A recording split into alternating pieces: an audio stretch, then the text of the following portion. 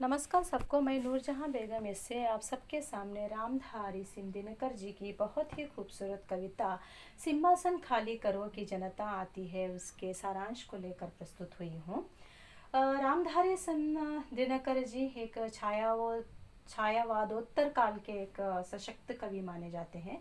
इनको रामधारी सिंह जी को दिनकर करके भी कहा जाता है। उनका जीवन काल सन 1908 से 1974 यानी 1908 से 1974 तक माना जाता है। दिनकर जी का जन्म बिहार के जिला मुंगेर में स्थित सिमरिया में हुआ था। यद्यपि इन्होंने पहले बीए तक शिक्षा प्राप्त की थी, लेकिन अपनी मेहनत से मुजफ्फरपुर के कॉलेज में हिंदी गाध्यक्ष, राज्यसभा के सदस्य, भागलपुर विश्वविद्यालय के उपकुलपति और भारत सरकार के हिंदी सलाहकार आदि उच्च पद हासिल कर चुके हैं। यह जो कविता है, यह कविता ब्रिटिश साम्राज्य जब यहाँ पर था भारत में, तो उस संदर्भ में बहुत सारा अत्याचार जो है हमारे भारतवासियों के ऊपर किया गया। तो उस संदर्भ में सारी जनता जो है एकत्रित होकर जनतंत्र गण एक भारत देश बनाना चाहती थी। तो उस संदर्भ में जो रिपब्लिक बोलते हैं, हमें डेमोक्रेटिक सरकार बनाना चाहती थी। तो यह डेमोक्रेसी उनको चाहिए था। तो सरकार का निर्णय जो था, उसका निर्णय को इस कविता के द्वारा हमें यहाँ पर रामधारी सिंह दिनकर जी कह रहे हैं। मैं कविता को पढ़ते हुए मैं आपके सामने इसका एक ये जो है रखूंगी, जो सारांश है वो रखूंगी। सदियों की ठंडी बुझी राख, सुगबुगा उठी मिट्टी सोने का ताज पहन उठलाती है। दो राह समय के रथ का गरगर नाद सुनो, सिंहासन खाली करो कि जनता आती है। प्रस्तुत कविता सिंहासन खाली करो कि जनता आती है रामधारी सिंह दिनकर जी की एक प्रख्यात कविता है। सदियों की दास्तान जो है, जो हजारों साल पहले की जो बीती हुई जो विषय है, उसे सदियों की दास्तान कहते हैं। इसके बाद जनता के मन मन से स्वतंत्रता की क्रांति की चिंगारी जो है वो दबी हुई थी।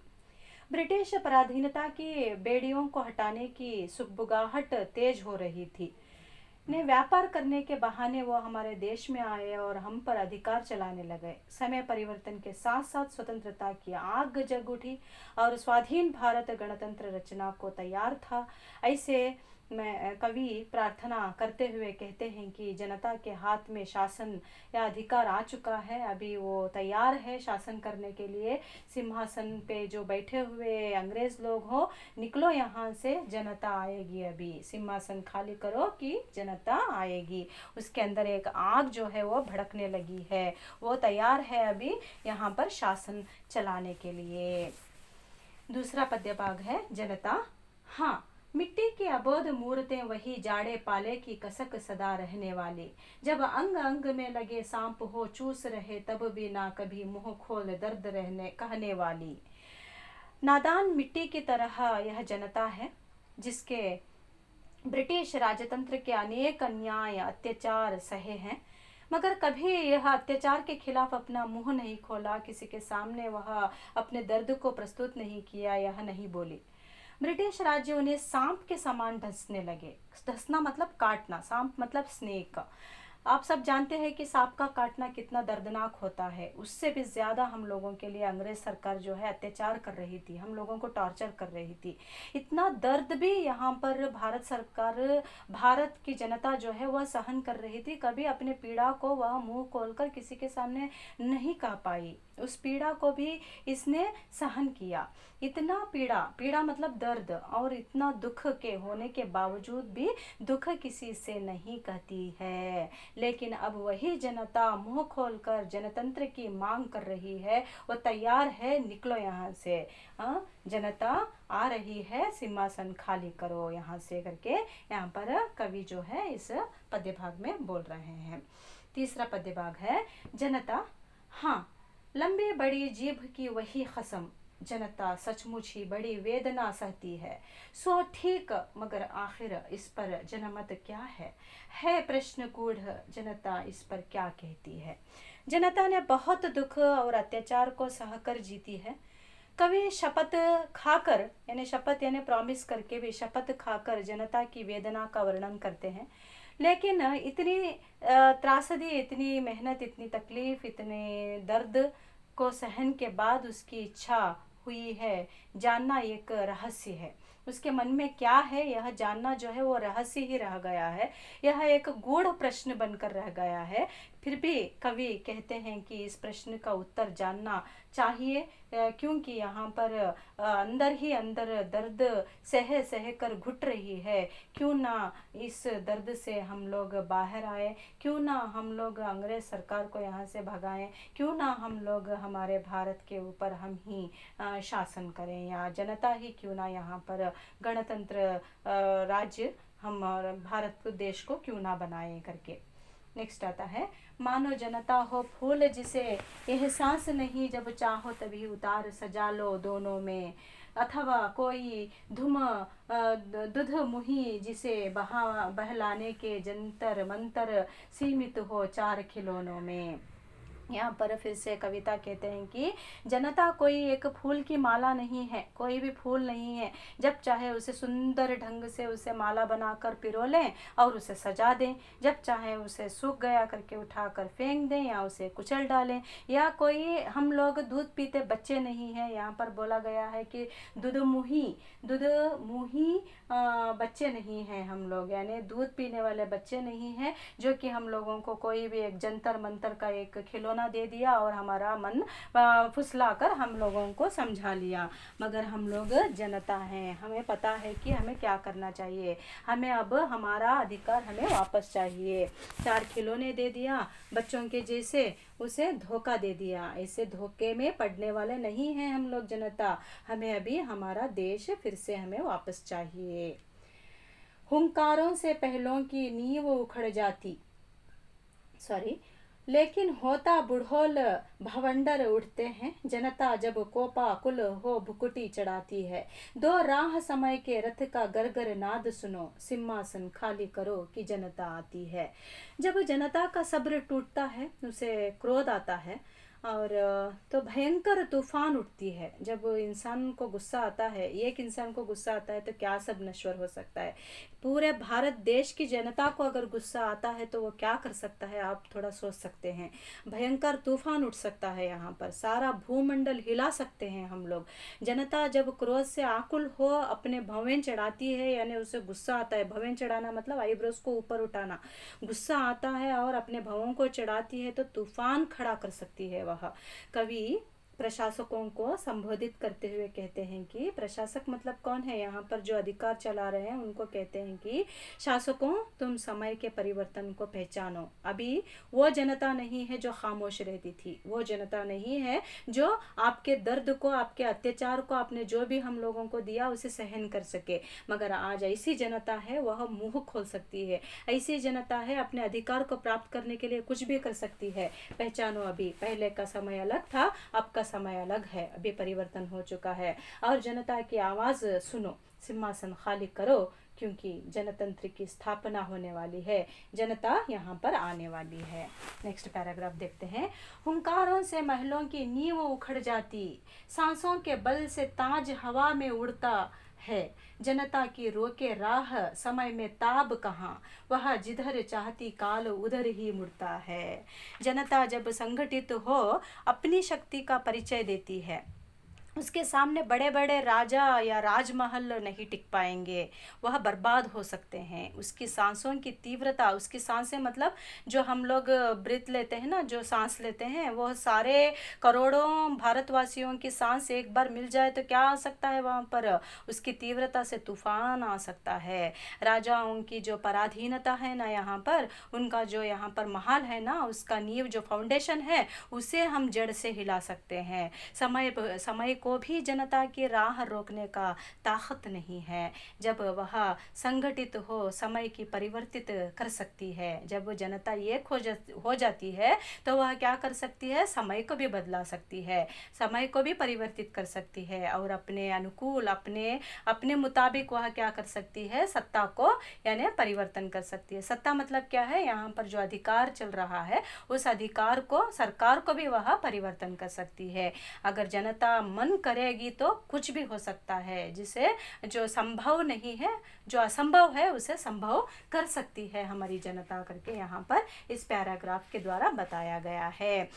अब्दों शताब्दियों सहस्राब्द का अंधकार बीता गवाक्ष हम भर के दहके जाते हैं, यहाँ और नहीं कोई जनता के स्वप्न अजय, चीरते तिमिर का वक्ष उमड़ते आते हैं। हजारों सैकड़ों वर्ष का अंधकार अब समाप्त हो चुका है, समाप्त होने वाला है। आसमान की खिड़कियों की प्रचंडता से रोशनी से दहक उठी है गुलामी रूप का जो अंधकार दूर होने वाला है।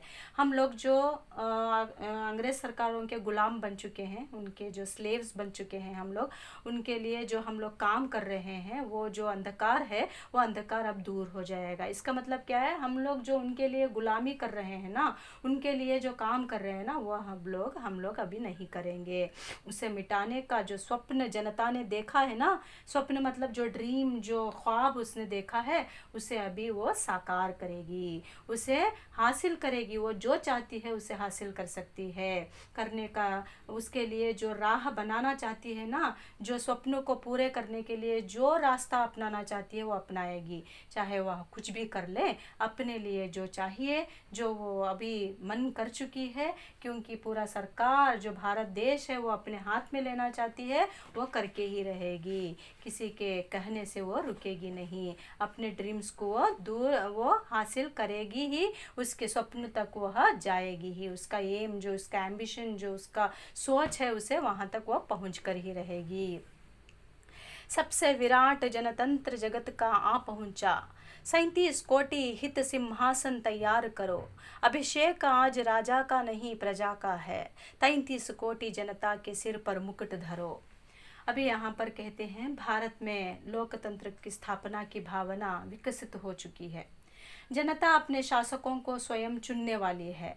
आज किसी राजा का नहीं, प्रजा का राज्याभिषेक होने वाला है। यहाँ पर बोला है ना 33 करोड़ यानी 33 कोटि जो लोग यहाँ पर हैं, उन सबके लिए मुकुट तैयार करो। यानी यहाँ पर जितने भी जनता है भारत की, उन सबके ऊपर क्या है, क्राउन रखना चाहिए। यानी वो अपना अभी अधिकार यहाँ पर चलाएगी, वो शासक चलाए, शासन काल उनसे चलेगा। आज किसी राजा का नहीं, प्रजा का राज्याभिषेक होने वाला है, क्योंकि वह अपने प्रतिनिधि का चुनाव वो खुद करेगी। प्रतिनिधि मतलब कौन है, पॉलिटिशियन या कोई भी सीएम, जो पीएम आप लोग बोलते हैं, चीफ मिनिस्टर, प्राइम मिनिस्टर को जो आप लोग सेलेक्ट करते हैं, अभी वैसा अधिकार अभी हमारे हाथ में आने वाला है, उसे बोलते हैं प्रतिनिधि। हमारे देश का अधिकारी या यहाँ पर मुख्य अधिकारी जो है, जैसे राजा हम लोग बोलते हैं, उसे हम लोग ही चुनने वाले हैं। भारत की 33 करोड़ जनता आज अपने स्वप्न को पूर्ण करने वाली है, अपने ड्रीम को कंप्लीट करने वाली है। आरती लिए तो किसे ढूंढता है ऐ मूर्ख, मंदिरों राजप्रसादों में तहखानों में, देवता यही सड़कों पर मिट्टी तोड़ रहे, देवता मिलेंगे खेतों में खलिहानों में। अभी कवि हम लोगों को कह रहे हैं, भारतवासियों को, जिसे तुम आरती की थाल लेकर पूजा के लिए पूरे जगह पर घूम रहे हो ना, तुम मूर्ख हो। तुम क्या हो, तुम मूर्ख हो, तुम फूल हो, तुम मंदिरों में ढूंढ रहे हो, राज पैलेस में ढूंढ रहे हो, तुम बड़े बड़े राजमहलों में ढूंढ रहे हो, तहखानों में ढूंढ रहे हो, तुम कहाँ कहाँ करके ढूंढोगे तुम? तुम अपने जो देश को चलाने वाला जो व्यक्ति है, उसे यहाँ वहाँ ढूंढकर अपना टाइम क्यों वेस्ट कर रहे हो? क्योंकि वही खून पसीना बहाकर देश सेवा करता है। जो कवि कहते हैं कि मंदिरों में, महलों में, तहखानों में, मस्जिदों में देवताओं का वास नहीं है। जो सड़कों पर बैठकर मिट्टी का काम कर रहे हैं या पत्थर तोड़ रहे हैं, जो कुली का काम कर रहे हैं, खेतों खलिहानियों में जो फार्मर्स हैं, जो किसान लोग काम कर रहे हैं, जो कारखानों में काम कर रहे हैं, ये सब सब लोग कौन है? भारतवासी हैं। उन लोगों के अंतर्गत ही हमारा कोई ना कोई एक व्यक्ति छुपा होगा जो देश का अधिकार चलाएगा। अपना हमारे देश के लोगों पर जो भाग्य विधाता है वह कोई देवता नहीं, ऐसा ही एक मामूली सा जनता होगा, कोई भी मामूली एक अवाम होगा। कहीं दूसरी जगह ढूंढो मत तुम लोग, यही हम लोगों में से 33 करोड़ लोगों में से वह पाया जाएगा। फावड़े और हल राजदंड बनने को हैं, धूसरता सोने से श्रृंगार सजाती है। दो राह समय के रथ का, घर घर नाद सुनो, सिंहासन खाली करो कि जनता आती है। जैसे कवि कहते हैं कि अब वह समय आ गया है कि सोने की चमक अब फीकी पड़ जाएगी। राज्य का श्रृंगार अब मेहनत और मजदूरों के परिश्रम से होगा। फावड़े और हल का महत्व बढ़ जाएगा। फावड़े और हल जो है किसान लोग अपने खेती में प्रयोग करने वाला एक वेपन्स बोल सकते हैं हम लोग। ओके, तो उसे फावड़े में मिट्टी खोदने के लिए या ज़मीन खोदने के लिए उपयोग में आने वाला यंत्र कह सकते हैं हम लोग। ये हम लोगों के लिए आज यूज़ होगा। इसका मतलब क्या है? यहाँ पर कोई भी बड़ा व्यक्ति यहाँ पर अधिकार नहीं चलाएगा। किसान भी हो सकता है, कोई कूली करने वाला हो सकता है, कोई भी मामूली व्यक्ति हो सकता है, वह यहाँ पर अधिकार चला सकता है। समय परिवर्तित हो चुका है, पूरा समय बदल चुका है, उसकी पुकार सुनो और रास्ता छोड़ो, अभी सिंहासन खाली करो। देखो पूरे जनता 33 करोड़ लोग रथ के ऊपर सवार होकर आ रहे हैं। क्या आपको वह व्हील, आने वाला रथ का जो व्हील, जो चक्र का आवाज़ है वो सुनाई दे रहा है? गौर से सुनो, देखो आ रही है जनता। अभी चलो निकलो, भागो यहाँ से, बस हुआ हमें अत्याचार आपका, भारत छोड़कर निकलो। हम लोग यहाँ पर, हमारी जनता, हमारे भारत के देश, हम लोग यहाँ अधिकार चलाएंगे। हमारे में से ही कोई एक व्यक्ति होगा जो यह प्रतिनिधि होकर, राजा बनकर यह देश चलाएगा। तो अभी पूरे कविता के द्वारा हम लोग यह कह सकते हैं कि कवि ने प्रार्थना किया है कि हमारा भारत देश जनता से चले। ब्रिटिश जनतंत्र को ललकारते हैं, यहाँ पर जनमत को महत्व दिया गया है। कवि जनता का सीधा साधा गुण वर्णन किया है इस कविता के द्वारा। जनता के परिवर्तन के बारे में यहाँ पर कहा गया है, साथ ही संगठना के बारे में कहा गया है। और जो हम लोग जनता हमेशा स्वप्न देखते हैं, कभी हम उसे साकार नहीं कर सकते हैं, उसे साकार किस प्रकार से करना चाहिए, ऐसा जो हिम्मत है हमें कवि ने इस कविता के द्वारा दिया है। बहुत ही महत्वपूर्ण कविता है जो कि सबको सुनना ज़रूरी है। बहुत ही अच्छी और खूबसूरत कविता है। मैं आशा करती हूँ आप लोगों को समझ में गई होगी। धन्यवाद सबको, नमस्ते।